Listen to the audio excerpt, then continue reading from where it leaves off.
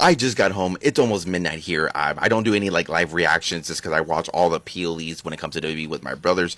But obviously today was John Cena's retirement match. And I just kind of wanted to make a quick little thought here before the night officially ends. More of a conversation on this on my podcast, Shameless Plug, collecting the 1, 2, 3 right here, or on my Whatnot stream, which is going to be Sunday, December 14th at 2 p.m. Central Standard Time.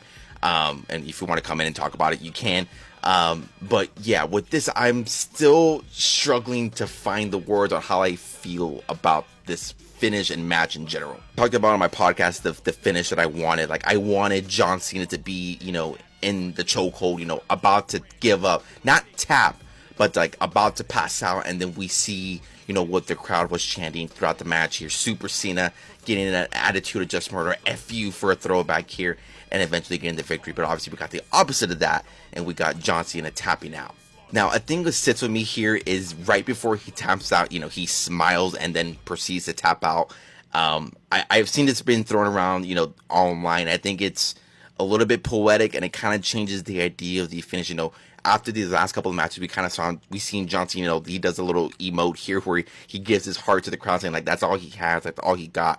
And him giving up at this moment and tapping out is basically him, I don't want to say necessarily giving up on the WWE universe, but giving up as far as of like he has nothing else to give us anymore. That's been what this retirement tour has been about, right? Like he said it multiple times, like he he wants to leave the business better than the way that he came into it. And if you agree with it or not, I know there's been a lot of online chatter like, oh, Gunther's 30 something years old, he's already self-made, things like that. Gunther is going to be here tomorrow and the following weeks and the following weeks. John Cena isn't, and I know it's hard to say, and it's crazy for me to say, but John Cena isn't going to be here tomorrow. So what would a victory over Gunther really do for the business and or for WWE and John Cena and or Gunther? Again, the fan in me wanted to see him win. Am I mad about the finish? Sure. Do I wish John Cena, we saw Super Cena one more time, get the 5 moves of death and get the victory? Sure.